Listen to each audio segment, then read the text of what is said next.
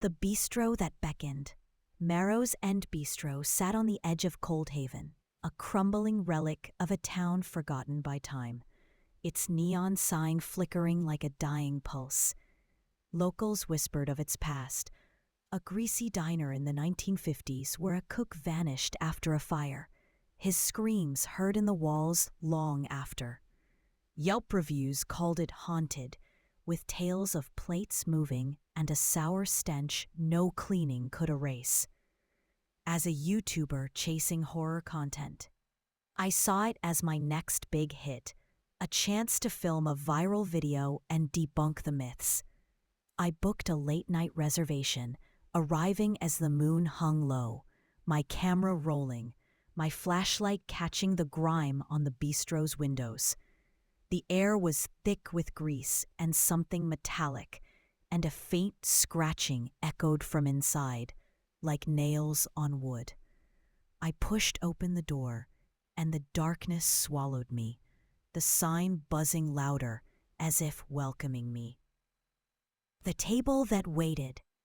The dining room was a time capsule, its checkered floor sticky, its booths torn, their red vinyl bleeding stuffing. A single bulb swayed overhead, casting shadows that seemed to crawl. The host, a gaunt man with eyes too wide, led me to a table set for one, its cloth stained with dark, wet patches. My camera's audio picked up a low hum, like voices muffled by walls, and the air grew colder, my breath visible.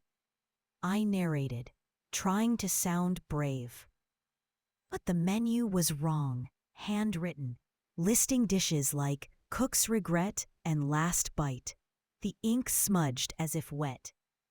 A plate appeared, unordered, its meat raw and glistening, and my flashlight caught movement under the table. Something small scurrying with too many legs. The host smiled, his teeth yellow, and whispered, "It's fresh." The kitchen that breathed, a scream, not mine, echoed from the kitchen, sharp and human, then cut silent. The hum grew louder, vibrating in my teeth, and the bulb flickered, revealing scratches on the walls, names, dates, and it eats. I crept toward the kitchen door, my camera shaking, its lens fogging despite the heat. Inside, the air was sour, the counters slick with grease that pulsed like veins. Pots bubbled, their contents moving, not boiling, but writhing. And the stench of rot made my eyes water. My drone, sent ahead, went dark, its last feed showing a figure, tall, aproned, its face a smear, stirring a pot with my name carved on it. The door slammed shut behind me, and the scratching returned, louder from the floor, as if something was digging up. The cook that grinned. The lights died, and the kitchen was alive with movement. Skittering, wet, too fast. My flashlight caught him, the cook, or what was left of him. His apron stained black, his face split by a grin too wide, his eyes like grease pools. He stirred the pot, humming a tune that made my skin crawl.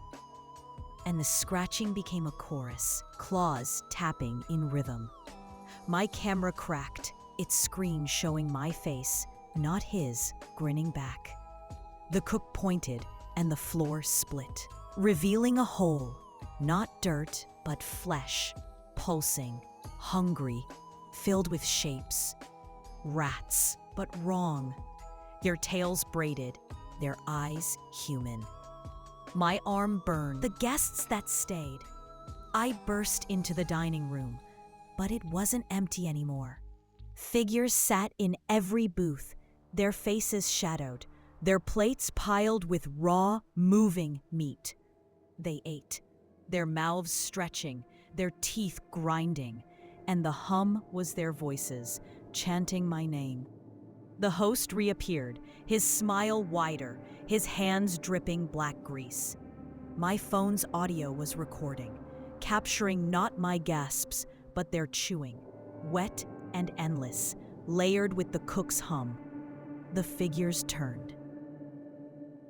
Their eyes glowing like the symbol on my arm, and I saw their faces, mine, all mine, twisted, hungry.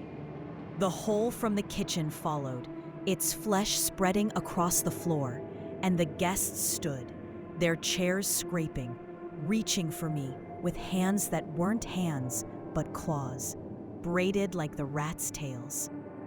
The door that lied. I don't know how I reached the exit. The door was there, and I stumbled into the night. The bistro silent, its neon sign dark. My camera and drone were gone, but my phone survived, its audio filled with the cook's hum, now joined by my voice, chewing, though I hadn't eaten. The police searched Marrow's End, finding only dust and broken chairs. No kitchen, no hole. They called me unhinged, but the fork symbol on my arm is spreading, glowing at night, itching with a hunger I can't name. The scratching follows me, under my apartment's floor, in my walls. Last night, my kitchen's the hunger that grew. I moved, but Cold Haven's shadow clings. The symbols cover my chest now, each fork a tooth, biting when I sleep. My phone's audio has new sounds, teeth grinding, not mine, behind me, always.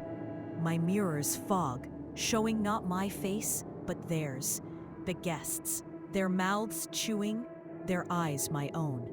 Last week, my fridge leaked, not water, but blood, pooling into shapes, rats, braided, watching. I tried to eat, but my food moved, crawling off the plate, and the hum is louder. In my skull, singing, feed.